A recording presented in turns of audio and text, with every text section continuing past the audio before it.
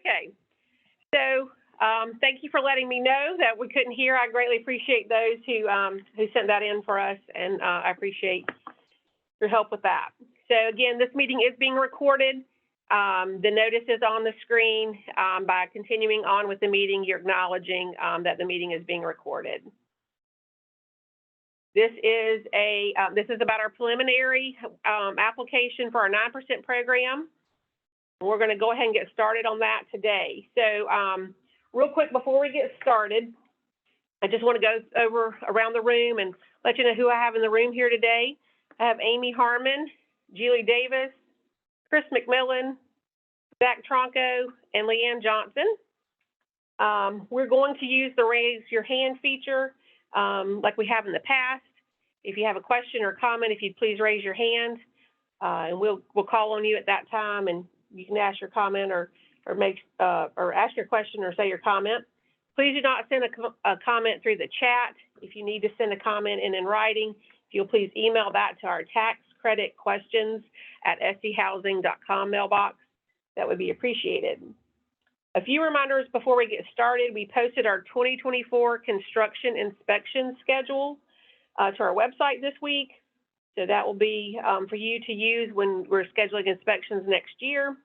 And then also our 2023 tax exempt bond applications are due next Thursday, December 21st by 5 p.m. So please make sure that information is in. All right, well, we'll go ahead and get started. So some upcoming dates that we have for our 9% round for 2024. January prelim applications are due January 22nd through 26th. We anticipate having the prelim scores posted by March 8th. Around March 11th, we will host our final application workshop. And then final applications will be due May 20th through 24th. And we hope to have the scores posted by August 2024, the final scores. We do not have our QAP finalized and approved yet. And once we get that finalized and approved, we will post that to our website and send out an e-blast. And if we have to adjust these dates according to that, then we will. And we'll keep you posted via e-blast. Again, we'll get all the information up on our website. Any information about the program is on our website. And some things we're going to cover today. So we're going to go over completing the prelim application and the application checklist. We're going to go about uploading the application checklist and the required documentation. And then, again, the fees can be overnight, hand-delivered, or wire. And the application and fees must be submitted by January 26th at 5 o'clock. All right, so how to submit an application. This probably is something you've heard several times, but for those who are new on the phone, just want to go over it real quick. So all of our documents come through our Secure File Exchange, and that can be found on our Business tab. Almost close to the bottom, it'll say Secure File Exchange. You just click that link. And then it'll ask you to log in. If you haven't logged in before, you need to register. It only asks you a few things to register: email address, company name, your name, and contact information. But once you've registered, you don't have to register again. So you would just log in and then click Submit File. Once you click Submit File, this screen will pop up. You want to select Development Low Income Housing Tax Credit. That is the application that will be is for the tax credit program. So you want to make sure you select that drop down so it comes to our department. Then you want to choose your file. We only want you to upload one file. You'll probably have to zip that file to upload it, but all of your tabs should be in one file, and you should only upload one file. And then you just want to give your document a title. I've named my development SC Housing Acres, and this is the preliminary application. And then you would select Upload. So when we open your zip folder, this is what we should see. We should have tab 1 and then development name, tab 2, and so on, so that we know which development this is and all the tabs are together. Again, if you're a rehab, if you're new constructions, you're not going to have tab 5 and 6. But this is how your file should be sorted and uploaded to the system. All right, then once you get your file submitted, you'll get a notification that it was successfully uploaded, and you'll get a confirmation email that it says it was uploaded. I would keep this email in case there's ever an issue about the application coming through. So that's all that I have for how to submit the application online. Is there any questions regarding that? I know we've gone over that several times, but didn't know if anyone had any questions regarding that.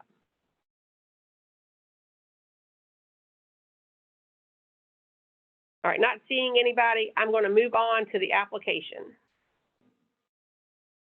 Hopefully the application's on your screen. All right, so again, all questions go to taxcreditquestions@sehousing.com. And this is a very abbreviated portion of our full application, but you're just going to put in your development name, new construction or rehab. You're going to put in whether it's family, older persons, or elderly. If you're requesting state tax credits, if you're going to submit for the DOT set-aside, or if you're going to submit to the innovation set-aside.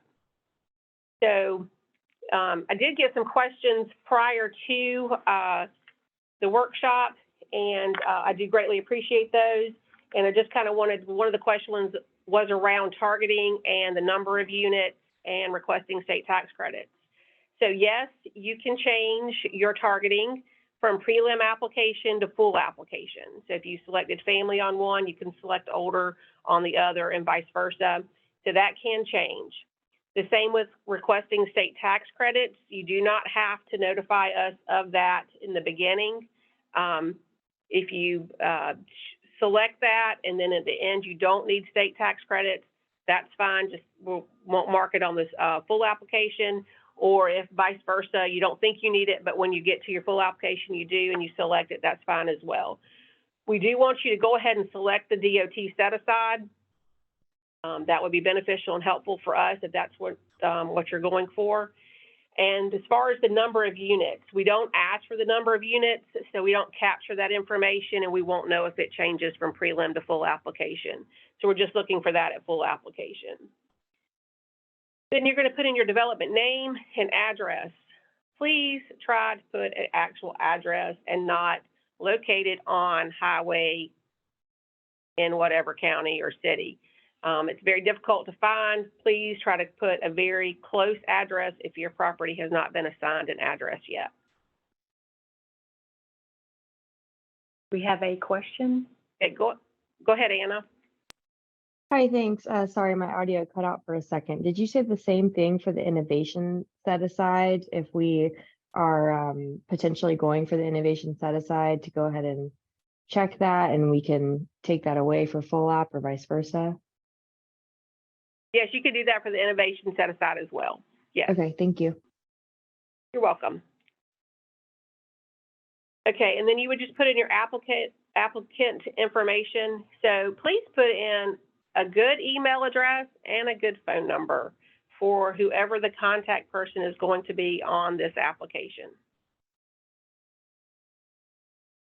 All right, on page 2 of the applications, we ask that you answer the questions about the site, complete the state senate, house district, and your census tract, and then complete the site control portion of the application.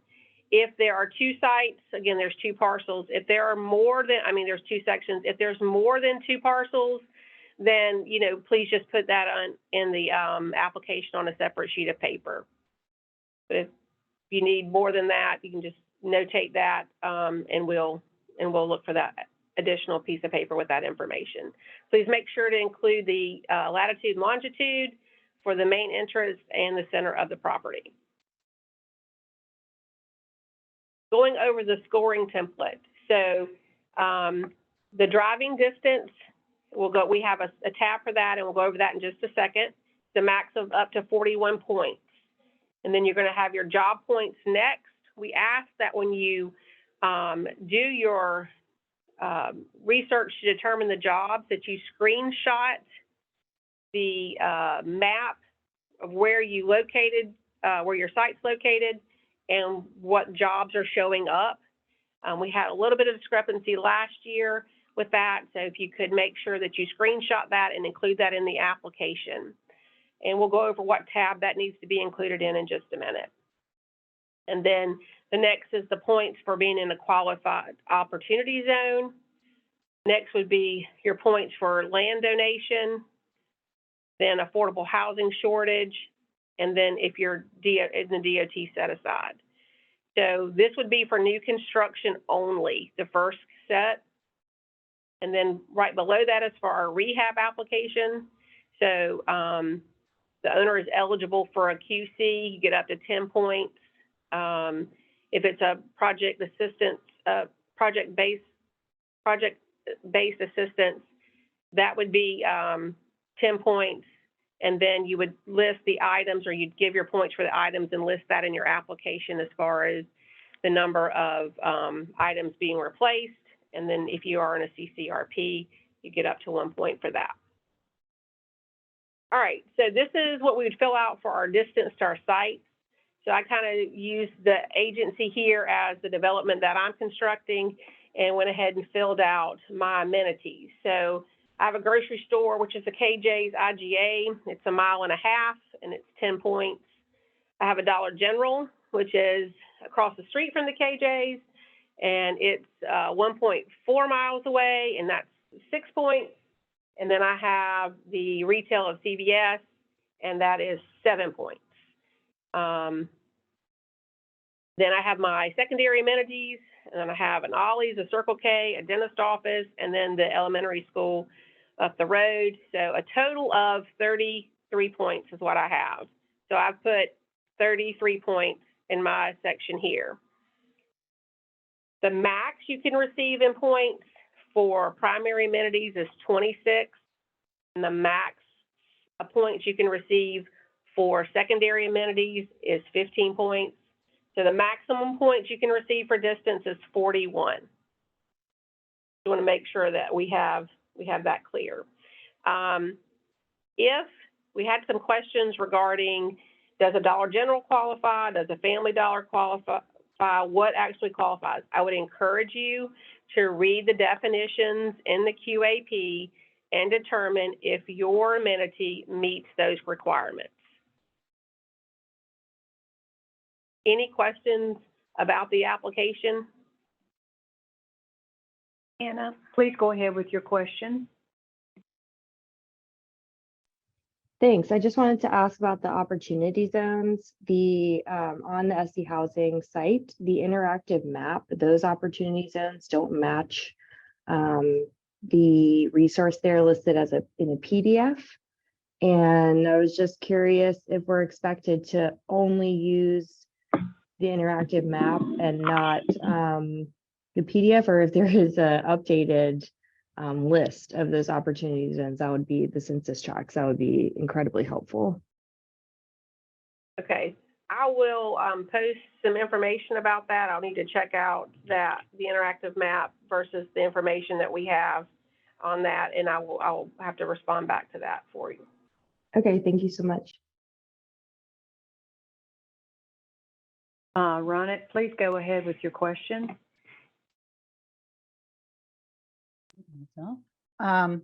Yeah, a question about the community revitalization section that's showing up on the pre-app here. Is that something, do we have to have like all the backup ready at pre-app, and is that something that, like, if we don't have it at pre-app, we can have it at final?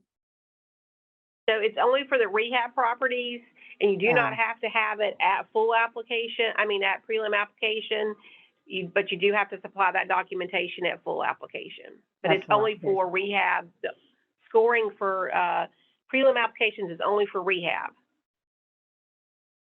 Oh, and that's the same with, but can you go back to that page that just shows that section? Yeah. Yeah, so that only falls under the rehab. So for the new construction, those points will be given at full application. Okay, got it.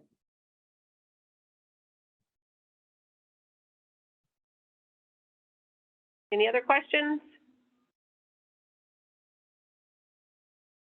Okay, we're going to go over to our application checklist. Okay, can you see the application checklist? Yes, ma'am. All right, okay, all right, thank you. All right, so tab 1 should contain a copy of this application checklist. Please mark the boxes that apply, and if they don't apply, just put NA in the box. And then we just need a PDF copy of the preliminary application. In tab 2, you would put a copy of your check that you sent in, or a copy of the wire transaction, the Fed reference number for the wire that was sent.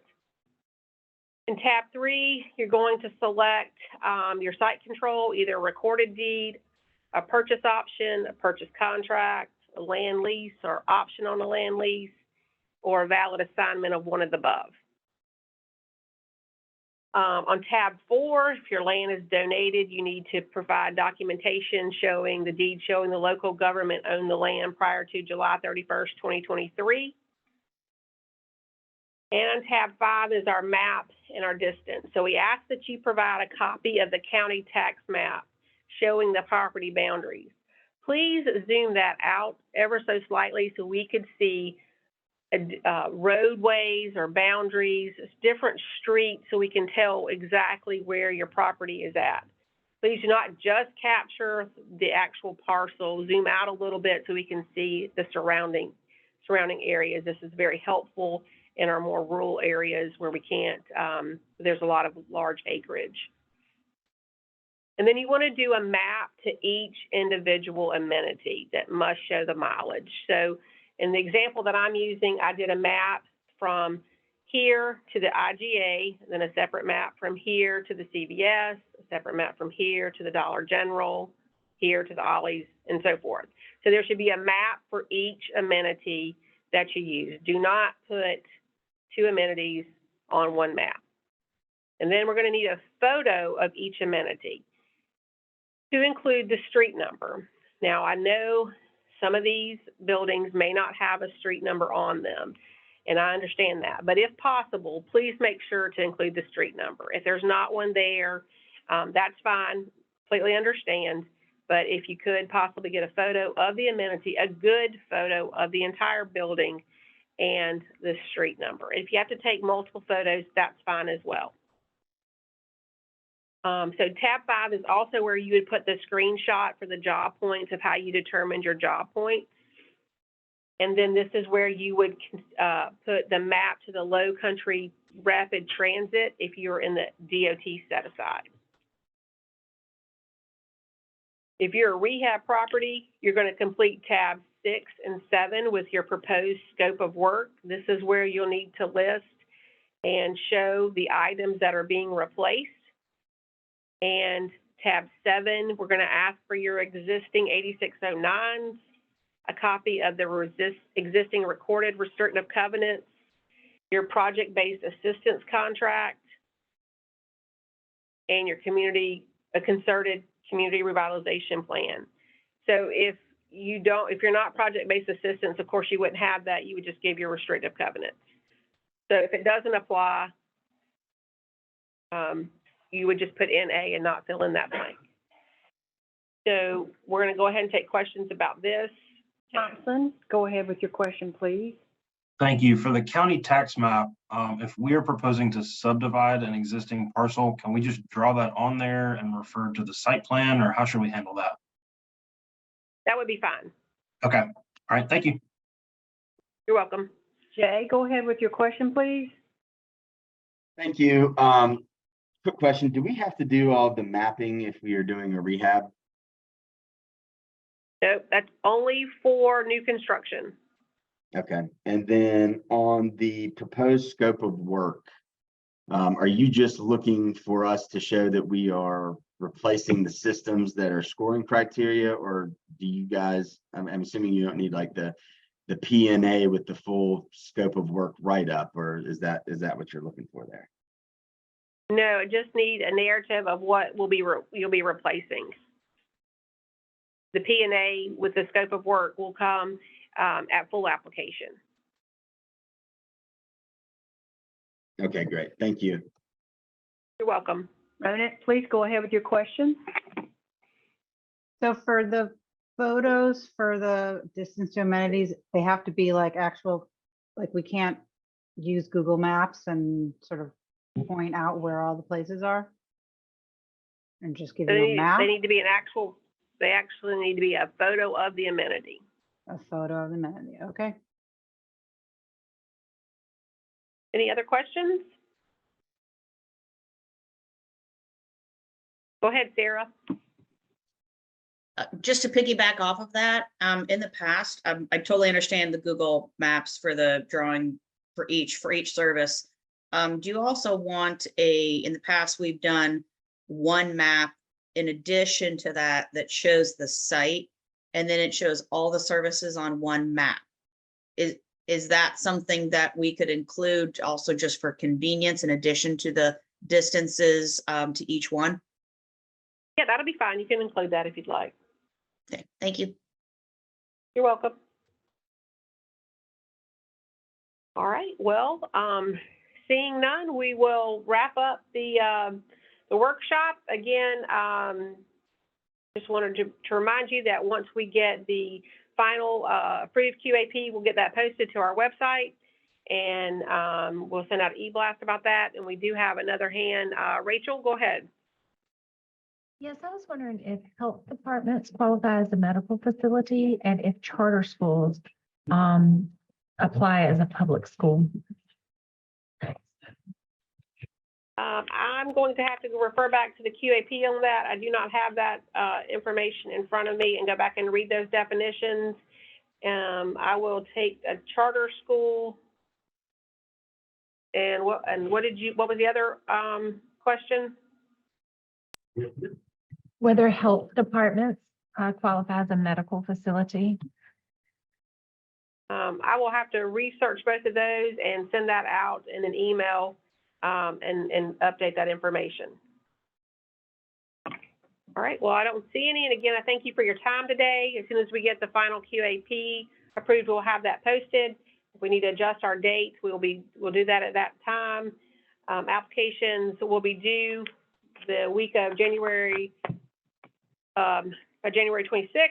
So if you have any questions between now and then, please feel free to submit those to our tax credit questions mailbox. And I hope you have a great day, and thank you for joining us.